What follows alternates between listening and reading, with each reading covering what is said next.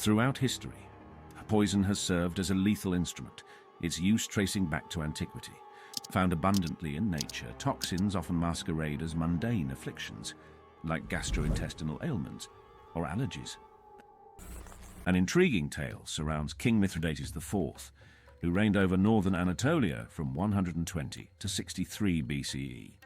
In his relentless quest to thwart potential poisoning, he adopted a method of gradually ingesting minute doses of various toxins, bestowing him with an immunity that would later be coined Mithridatism in his honor.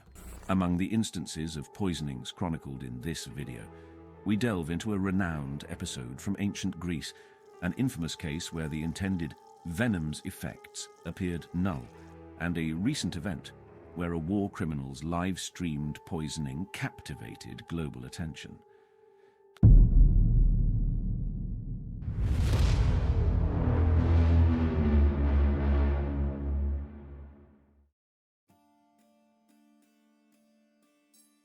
In the year 399 BCE, the Athenian government convened a trial that would forever echo throughout history. At the heart of the proceedings stood the revered philosopher Socrates, facing charges that resonated with the core of Athenian values.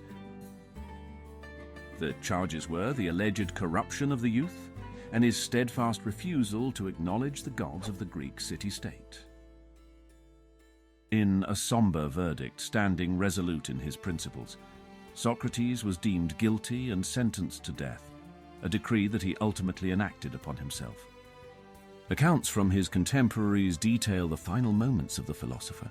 According to reports, the then approximately 70-year-old chose to end his own life by consuming poison.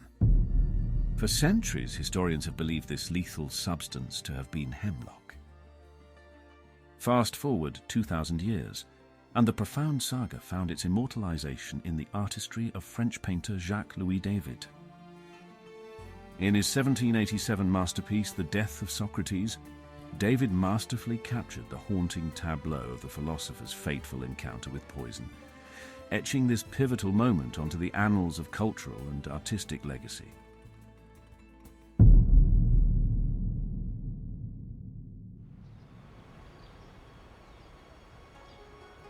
For our second example, we have to travel to the Far East, and to China more specifically.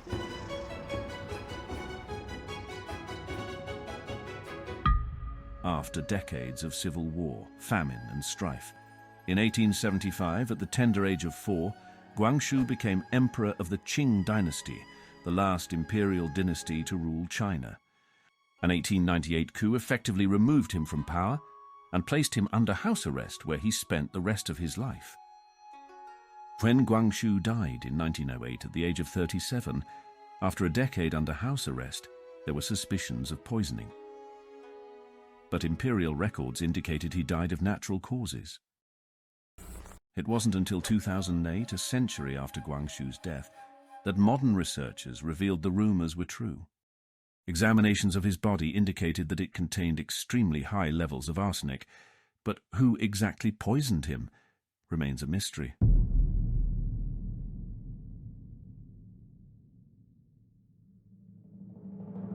Our third example takes us to 1916 Russia, in the final stages of Romanov rule.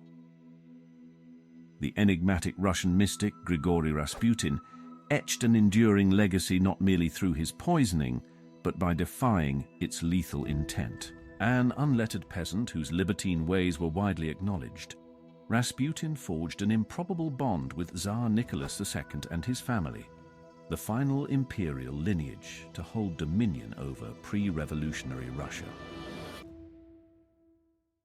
In December of 1916, Prince Felix Yusupov and his confederates hatched a sinister plot aiming to eradicate Rasputin by administering a dose of potassium cyanide-laced sustenance.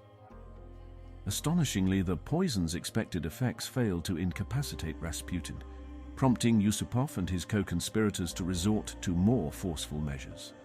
Thus, the mystic met his demise through a lethal combination of gunfire and drowning. Yusupov's narrative of these haunting events cast Rasputin as a legendary figure, inciting a flurry of conjecture regarding his apparent immunity to poisoning. This riveting tale continues to fuel an array of theories, perpetuating the mystique that shrouds Grigori Rasputin.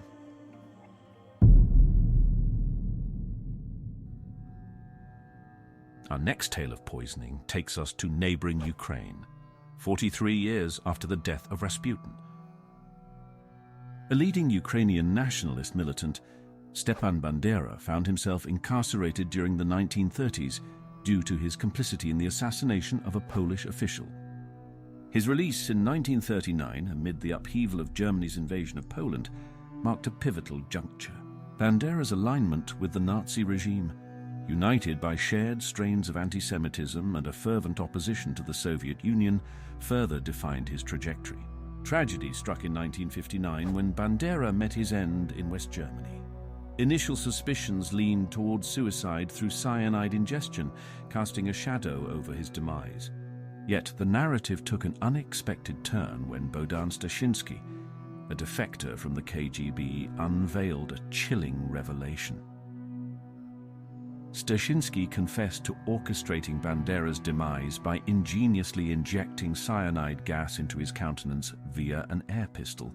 Adorned in a gas mask for self-preservation, Stashinsky executed this morbid act, unraveling the veil of mystery that had shrouded Bandera's passing for years.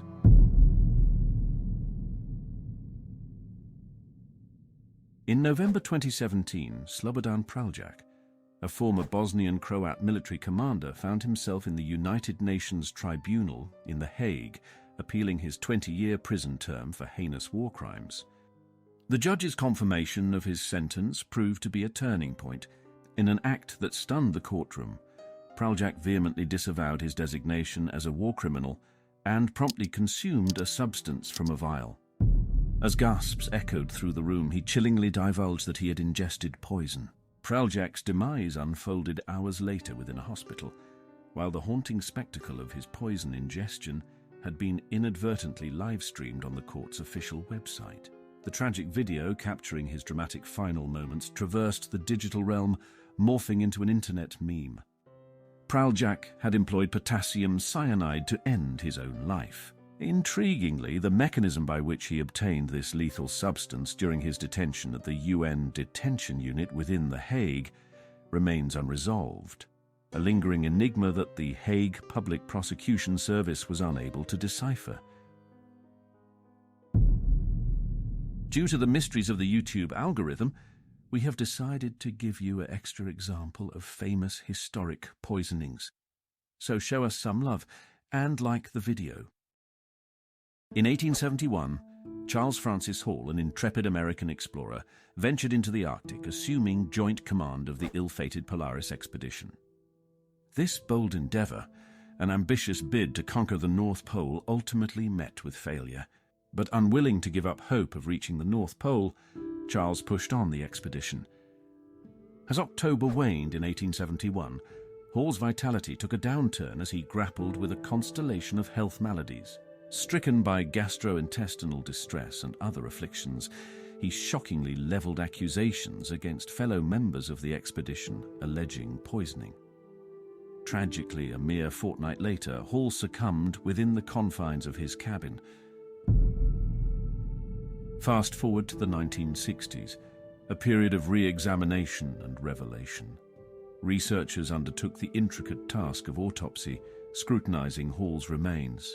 Their analysis unveiled elevated levels of arsenic, specifically concentrated within the hair and fingernails, that had emerged during the final 2 weeks of his life. These forensic findings lent credence to Hall's suspicions, insinuating a sinister plot. Regrettably, the enigma surrounding the identity of the malefactor responsible for his poisoning endures, casting an enduring shadow over this poignant chapter of Arctic exploration.